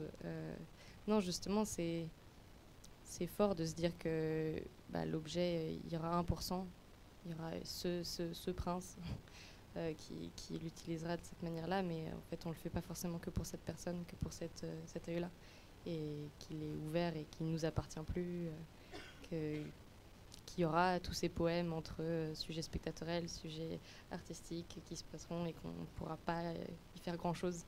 Je trouve justement que ça remet à une place d'humilité, en fait, que ce soit en tant que scénographe, que ce soit en tant qu'artiste sur scène, que ce soit en tant qu'architecte d'intérieur, designer. Finalement, on aura beau vouloir tout contrôler, on ne pourra pas. Mais peut-être que ça donne un indice de peut-être que si on a envie d'être un peu plus dans la précision, dans un regard, dans regarder une personne dans la salle, peut-être qu'on arrivera à toucher un petit peu plus de monde que si on était dans le contrôle absolu, dans un régime d'attention absolu. Moi, c'est ce que ça m'inspire, en tout cas, dans la pratique. Ce qui se lie, je crois, à cet endroit, les objets et les espaces, ou les éléments spatiaux. Enfin, moi, je les lis, au sens de lier, je les associe, notamment grâce à Hannah Arendt, qui va parler de ces éléments-là comme étant les choses les plus mondaines. Et c'est là où ça rejoint un peu la question du cimetière, c'est-à-dire que en réalité, on pense dans nos activités saisir le monde, comprendre le monde, orienter le monde, alors même que notre passage dans ce monde est relativement modeste, même si on lui a bien mis un coup derrière la tête ces dernières décennies. Mais donc ce qui est le plus mondain, au sens de Hannah Arendt, c'est ce qui dure par-delà nous. Et souvent les objets que l'on crée, sauf s'ils sont voués à la destruction ou aux déchets, mais on le voit aussi dans l'accumulation des déchets et des matériaux aujourd'hui, ces choses-là sont les choses les plus mondaines. Et elles racontent quelque chose non seulement de nous, effectivement, si on est dans un travail archéologique ou historique, mais finalement elles racontent davantage de choses sur le monde que nous pouvons raconter. Et en tout cas, elles vont pouvoir en raconter pendant beaucoup plus longtemps que nous. En un sens, c'est aussi ce dont on se rend compte par la conservation des espaces théâtraux qui nous permettent de penser une certaine théâtralité grecque, peut-être de la fantasmer complètement. Mais en tout cas, ce ne sont pas seulement, ce ne sont plus des êtres humains incarnés qui nous transmettent cela. C'est peut-être des êtres humains incarnés qui viennent instruire le réel, mais au fond, ce sont ces choses-là qui sont les plus mondaines. Et donc ça permet d'avoir effectivement, au-delà peut-être du but de l'usage direct, puisqu'il y a aussi sans doute des usages directs, des buts concrets dans une représentation théâtrale, comme dans le design d'un produit. Mais sans doute pensons à la mondanité toute particulière que ces choses-là et que nous n'avons pas.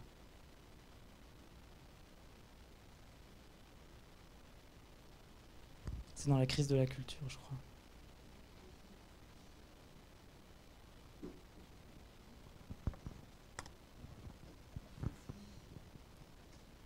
Oui, moi, ce qui me frappe quand on en vient à cette période où, comme vous disiez, on se met en charge de nommer la chose, c'est la tension entre du coup cette période de deuxième révolution industrielle où justement on va commencer à penser le collectif et aussi l'hétérogénéité, du coup d'accepter l'hétérogénéité des regards et de l'expérience théâtrale qui va être nommée par des avant-gardes, je pense à Maeterlinck, enfin des choses comme ça, et la tension qui est créée entre ça et à la fois une spiritualité hyper puissante. Voilà, ça me frappe toujours, quoi, ça. Parce que là j'ai l'impression que c'est qu'on en a parlé un peu. Non mais je trouve que c'est fou parce qu'il y a vraiment quelque chose d'assez de Maeterlinck qui était complètement fasciné par les mystiques chrétiens et tout ça. C'est quelque chose qui m'échappe encore, mais que je trouve complètement fascinant. D'abord, je vous remercie parce que je crois que je me suis rendu compte récemment que malgré tous mes efforts, j'étais un grand matérialiste, au fond, mais que pourtant je travaille. Mais Maeterlinck était un grand matérialiste aussi. Oui, très conservateur, enfin, une vie ultra. Oui. Mais effectivement, je pense qu'on peut considérer que c'est une forme de spiritualité, mais spiritualité sans dogme. Je crois que c'est une spiritualité qui décentre l'humain, qui recentre d'autres éléments non humains, non vivants.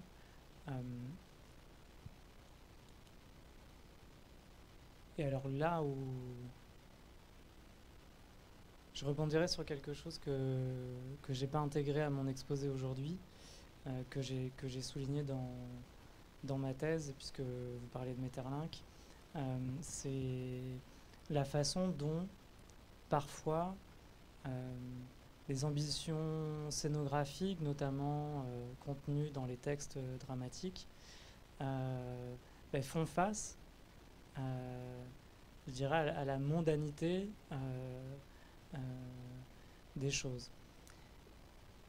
Les premières représentations des pièces de Maeterlinck, qui pour les personnes qui ne sont pas familières avec elle, pour les premières pièces en tout cas, ces premières pièces travaillent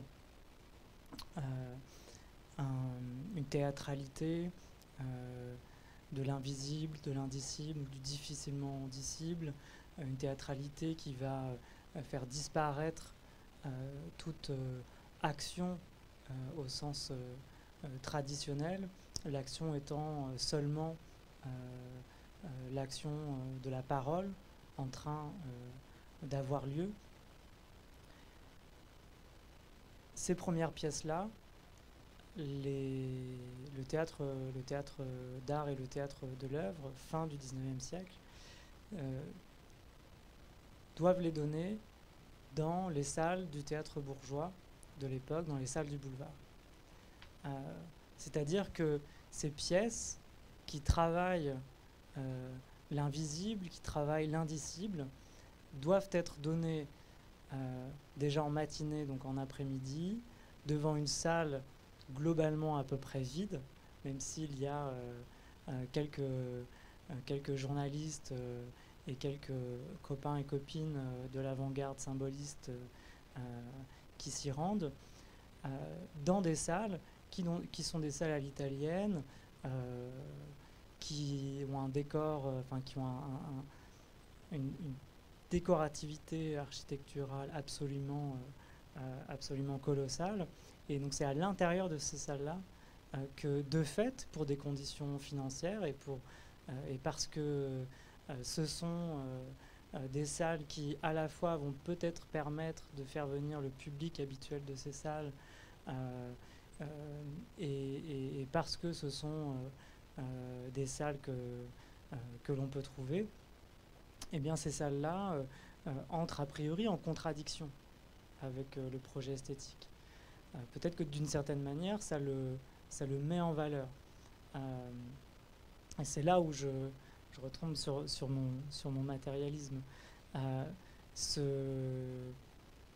ce qui m'a frappé aussi dans la conceptualisation du faire décor, c'est-à-dire qu'on ne peut pas, je crois, passer à côté, quand on parle du théâtre, des conditions matérielles de la représentation, notamment quand on a des projets esthétiques aussi radicaux, qui donc, je crois, font face à une certaine mondanité qui est non seulement l'héritage des salles architecturales organisées, des salles architecturées selon un principe à l'italienne qui date de déjà plusieurs siècles. Et ça, même les avant-gardes y font face. Et sans doute en ont joué, avec très peu de temps de préparation généralement pour le faire. Mais c'est là où ça frictionne de toute façon, où nos intentions, nos idéaux frictionnent, et je crois que il est bon de se dire que ça frictionne, que dans des systèmes complexes, toute radicalité est en partie déjouée, et la scénographie est prise dans cela.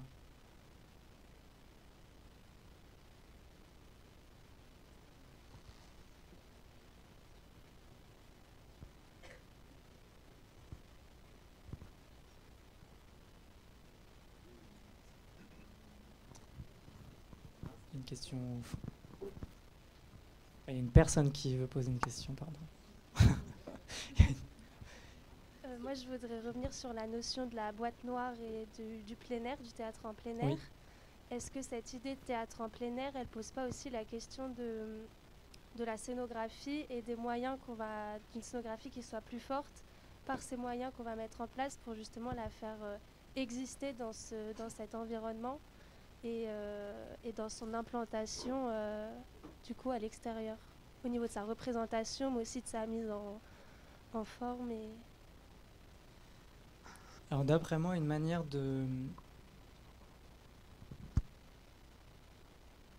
réaliser une scénographie en plein air, une manière adéquate pour le dire autrement, c'est de ne pas nécessairement penser la scénographie en termes de construction. Autrement dit, je pense que si même on s'en tient à une définition qui ferait de la scénographie l'art d'agencer les espaces, peut-être que le travail du scénographe ou de la scénographe en plein air est un travail de conceptualisation et d'agencement de l'existant, de ce réel-là. Réel qui pourrait a priori se donner comme étant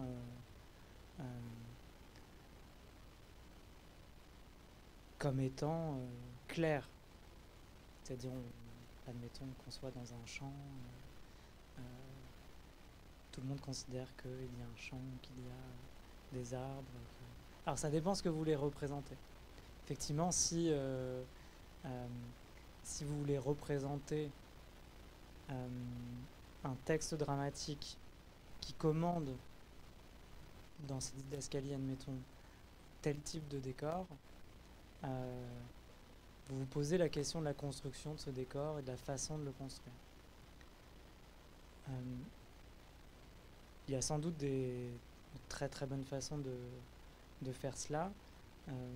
Je pense, moi, que même pour des textes dramatiques de la sorte, ou pour des pièces de théâtre qui auraient pour fondement la question spatiale en plein air, je pense qu'une des approches pour le scénographe ou la scénographe serait de penser cet in situ, de penser ce site spécifique, de penser ce contexte spatial particulier, et à partir de là,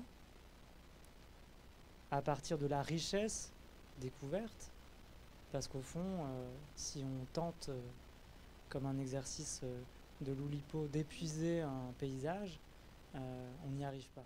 Si admettons que je dois épuiser par la description cet espace-là, sans doute que je n'y arriverai pas.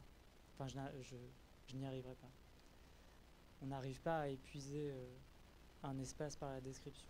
Et donc le travail du scénographe ou de la scénographe pourrait se loger à cet endroit-là, de déjà décoder cet espace ou de comprendre comment cet espace est organisé, de quoi il vit, quels sont les êtres vivants qui vivent là,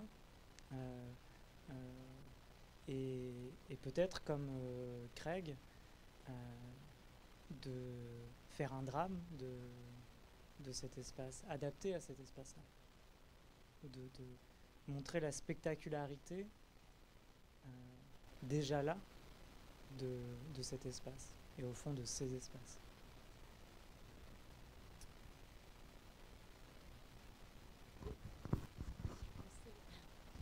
En t'entendant et en réponse à la question aussi, je pensais à...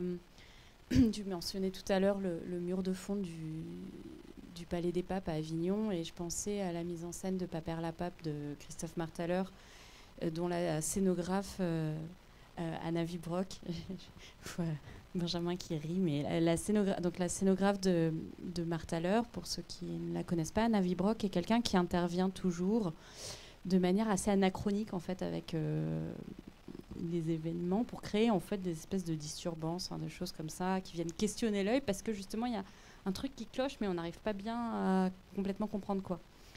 Et ça raccorde aussi avec ce que tu racontais, parce que donc pendant ce spectacle Papère la Pape, l'intervention d'Anna Vibrock, c'était notamment sur la façade le mur de fond du Palais des Papes, mettre des fenêtres en PVC et des boîtes en plastique d'aération, des bouches d'aération.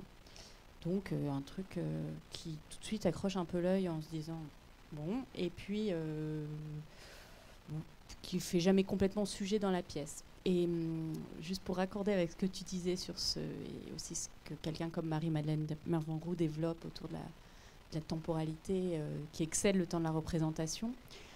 Quelques années après Martaleur, donc Jérôme Bel s'est vu donner l'espace du Palais des Papes pour créer un spectacle, et pour ce spectacle qu'il a appelé Cours d'honneur, il a invité en fait des spectateurs à venir raconter leur expérience avignonnaise. Et la première personne qui prend la parole raconte que c'est la deuxième fois qu'elle entrait dans la cour d'honneur, et qu'elle découvre qu'en fait ces fenêtres en PVC et ces bouches d'aération et tout ça faisaient partie de la scénographie du spectacle. Donc là aussi, il y a quelque chose de la compréhension du spectacle se faisait des années plus tard en revenant dans les lieux et en se rendant compte que cette chose qu'elle percevait comme une erreur atroce des bâtiments de France était en réalité le geste voulu par la scénographe qui travaillait non pas à sublimer justement le déjà là, mais à créer une fois encore quelque chose qui fonctionnait pas en fait, qui rendait là aussi présent cette monumentalité du décor, non pas en le magnifiant, mais justement en créant des erreurs, je ne sais pas comment les nommer, mais et donc c'est assez beau. Alors à la fois ce geste scénographique elle avait mis en place, Vibrock, et puis ce récit de spectatrice qui raconte comment, arrivant en plus, si vous êtes déjà allé à Avignon, on enchaîne les spectacles en courant, elle était avant dans un autre lieu, elle a couru, elle arrive, elle s'assoit, le spectacle commence, et là elle voit ses PVC tout moches. Et donc, évidemment, d'abord, voilà. Et donc, là, en régime d'attention, c'est pareil.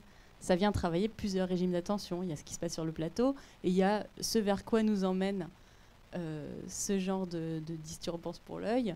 Et puis, finalement, voilà, la nécessité d'un temps long pour comprendre que quelque chose qui a participé à la construction de notre attention, donc il y a évidemment ce que tu mentionnais qui échappe, mais il y a aussi ce qui, sans prévoir comment ça va échapper, organise des possibilités d'attention au pluriel qui vont varier au temps de la représentation et qui vont varier après même, excéder même le temps de la pré-représentation.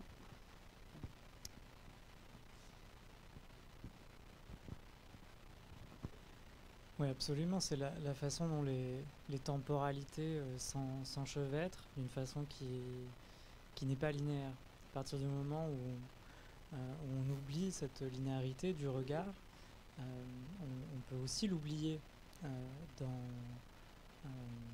dans la pensée du temps, et notamment du temps théâtral. Les travaux de Marie-Madeleine Mervan-Roux sur ce point, sur aussi l'importance de la préparation au théâtre. Il y a un très beau numéro sur ces questions-là, sur la façon dont finalement on est déjà au théâtre à partir du moment où on a acheté notre billet, ou peut-être à partir du moment où on s'est dit qu'on irait au théâtre. Et finalement le temps de ce qu'on pourrait appeler la séance théâtrale commence déjà là et s'inscrit dans des espaces qui ne sont pas ces espaces théâtraux, codifiés, scénographiés. Évidemment, ça se poursuit ensuite. Moi, j'ai une anecdote sur une mise en scène que j'ai faite avec une scénographie qui utilisait le plateau de cour à jardin. Et en fait, j'avais enlevé tous les pendrillons, et dans l'une des coulisses, il y avait un luminaire rond,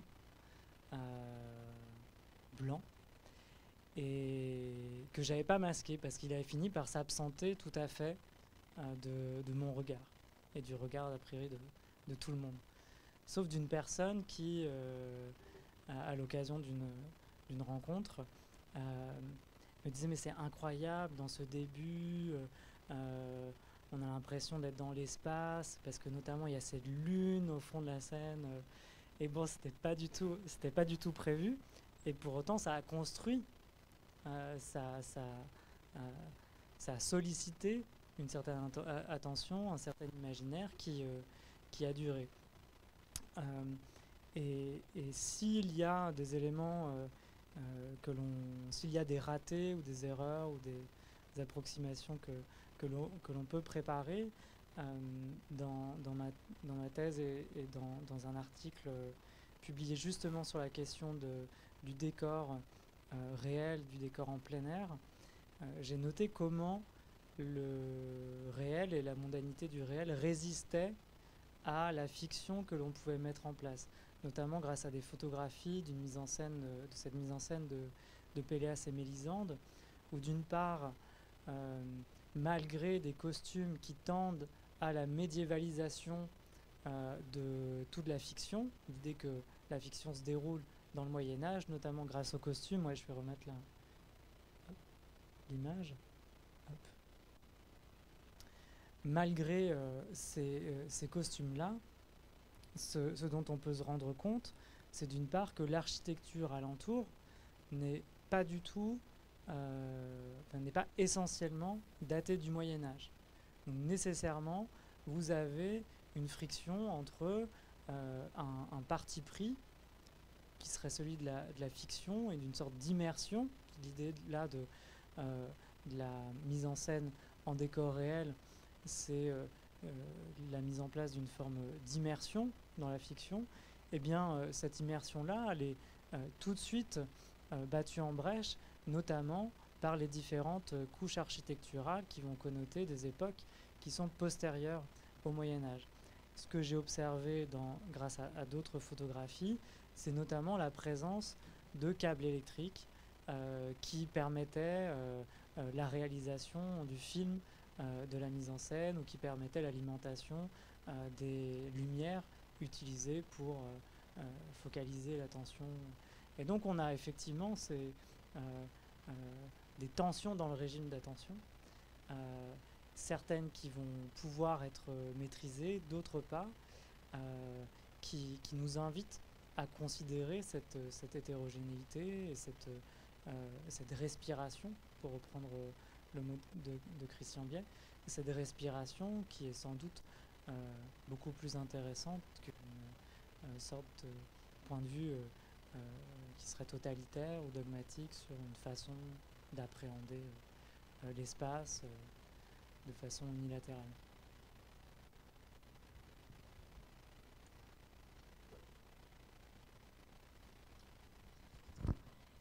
Je ne sais pas s'il reste encore des questions, mais il est l'heure, pratiquement. J'ai oublié de vous dire, je remercie beaucoup Bertrand qui a installé dans l'entrée de la bibliothèque pas mal d'ouvrages dédiés à la scénographie. Non, c'est dehors. Pas mal d'ouvrages dédiés à la scénographie, et puis il y a quand même beaucoup de choses ici en rayon. Il nourrit aussi, Bertrand, beaucoup sur le site de la recherche de Camondo, des entrées pour chacun d'ailleurs des axes de recherche de l'école, des entrées bibliographiques qui vous permettent d'aller tout de suite cibler aussi selon vos recherches voilà, un certain nombre d'ouvrages. Et puis nous on a demandé à chaque fois, à l'initiative de Lou d'ailleurs, à chacun des intervenants de nous conseiller un certain nombre d'ouvrages dont beaucoup sont à l'école et que vous pouvez retrouver donc dans cette petite installation. Oui, c'est important ce que dit Laure. On complète, donc Bertrand complète au fur et à mesure le corpus d'ouvrages concernant la scénographie à la bibliothèque. Et vous allez sur le site La Recherche École Camondo et vous avez un onglet dans On lit qui s'appelle Veille documentaire. Et où là vous avez tout le travail qui est d'ailleurs déjà pré-mâché. Et donc avec des bibliographies déjà faites, des sites, des renvois. Et c'est vraiment très très très efficace quand on lance une recherche. Que ce soit pour le mémoire, pour le projet, enfin tout ça quoi.